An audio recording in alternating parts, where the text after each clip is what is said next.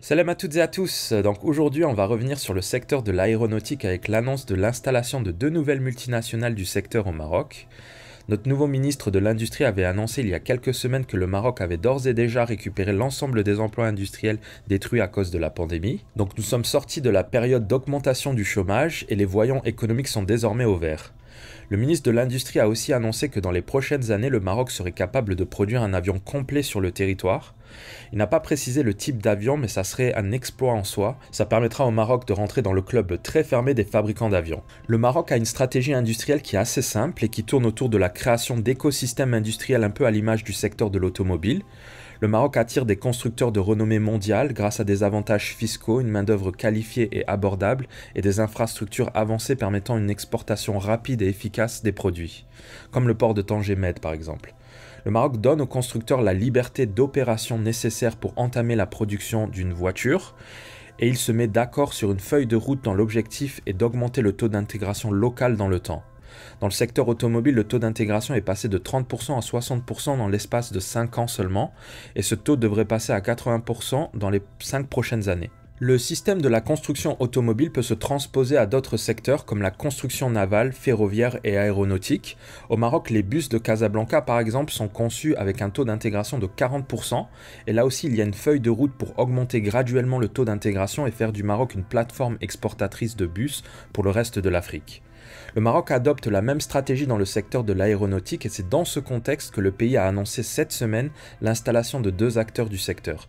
C'est d'ailleurs assez impressionnant toute cette dynamique économique au Maroc qui est vraiment unique au Maghreb. Il n'y a pas une semaine sans qu'une entreprise annonce l'ouverture d'une filiale au Maroc, ce qui témoigne de la bonne réputation et de l'attractivité économique du pays. C'est donc l'américain Honeywell et le français KEP Technologies, KEP Technologies, qui ont annoncé la création d'une usine dans le pays. Les deux entreprises étaient déjà présentes au Maroc. Par exemple, Honeywell a ouvert il y a 11 ans une usine de fabrication de chaussures de sécurité et gants de protection au Maroc.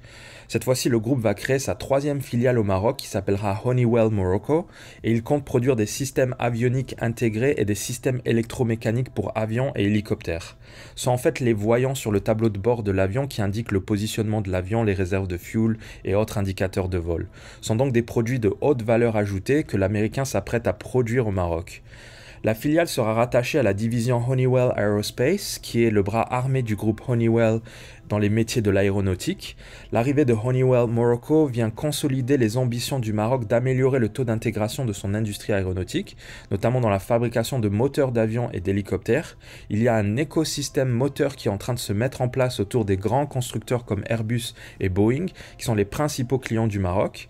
C'est donc dans ce sens qu'au premier trimestre de cette année, le groupe Le Piston français a lui aussi annoncé l'ouverture d'une usine au Maroc pour la production des pièces mécaniques de haute technicité pour moteurs d'avion. KEP Technologies est une entreprise française qui est spécialisée dans la production de pièces métalliques pour les moteurs d'avion comme les lames des réacteurs d'avion. Donc encore une fois, on reste vraiment autour du moteur d'avion. L'entreprise produit entre autres des pièces pour groupes auxiliaires de puissance, clinquants, turbines, des écrans thermiques, des supports d'habillage, déflecteurs de turbines, colliers et bagues, des éléments d'aérostructure tels que des dérives d'avion, des protections de jambes de train d'atterrissage, des éléments d'inverseurs de poussée et d'entrée d'air, des ensembles qui rentrent dans la constitution de systèmes embarqués tels que boîtier électrique, cœur électrique, face avant, bus-bar pour système avionique, électronique et de navigation. Il fabrique aussi des pièces élémentaires et sous-ensembles métalliques de composants de systèmes de conditionnement d'air, de systèmes hydrauliques et carburants, réservoirs, échangeurs de chaleur, ventilateurs, filtres, séparateurs d'eau, protection thermique et freins. Et cette entreprise a des clients très prestigieux comme Safran, Airbus ou encore la NASA américaine. C'est donc extrêmement positif de se dire que ces entreprises font confiance à la main-d'œuvre marocaine pour produire des pièces qui sont susceptibles de finir dans des fusées spatiales de la NASA ou encore des avions de ligne d'Airbus. Cet écosystème que le Maroc est en train de construire autour du secteur aéronautique est extrêmement important car il participe à promouvoir le Maroc à l'étranger. Ça rassure les investisseurs de se dire qu'il y a un écosystème performant déjà sur place. C'est aussi des opportunités d'affaires ou de collaboration entre entreprises. On peut imaginer que Honeywell et KEP Technologies collaborent pour la production de certaines pièces. Je vous avais déjà parlé du Suisse Pilatus qui allait collaborer avec le Belge Sabaka qui est déjà présent au Maroc pour la conception de structures complètes de son avion vedette le PC-12. À l'avenir, on verra de plus en plus de collaborations comme celle-là se développer au Maroc, et c'est ce qui permettra d'attirer de nouveaux acteurs. C'est un cercle vertueux. La réputation et la stabilité politique sont la base du développement économique. Un pays instable politiquement comme la Tunisie ou austère niveau réputation comme le Pakistan aura beaucoup de mal à attirer des investisseurs étrangers. A l'inverse, un pays qui jouit d'une excellente réputation avec une stabilité politique comme la Corée du Sud par exemple n'aura aucun mal à attirer des entreprises étrangères. Le Maroc a compris cela, c'est pour ça qu'il met le paquet sur deux initiatives. La première, c'est les énergies vertes. Le Maroc se positionne comme un leader mondial des énergies renouvelables. Le Maroc tire 50% de ses énergies de l'éolien et du solaire, et on ambitionne d'atteindre les 100% d'ici 2050. On est aussi 5e au niveau de l'index de performance climat. Dans l'opinion publique mondiale, nous sommes un pays eco-friendly, qui est soucieux de l'environnement, et ça nous permet d'améliorer notre soft power. Nous sommes l'exemple à suivre dans ce domaine. L'autre initiative, c'est le programme Morocco Now, qui compte promouvoir l'activité économique au Maroc dans le monde entier. L'initiative a été lancée lors de l'exposition universelle de Dubaï, et elle va permettre de convaincre certains réticents à venir investir au Maroc. Dans une précédente vidéo, j'avais dit qu'il s'agissait d'une excellente initiative, cependant que ce n'était pas assez. Au XXIe siècle, la majorité du soft power provient de la production artistique et de l'exportation de la culture du pays. L'idée, c'est de dire qu'une série Netflix coréenne rapporte en termes de soft power beaucoup plus qu'une initiative comme Morocco Now avec un investissement nettement inférieur.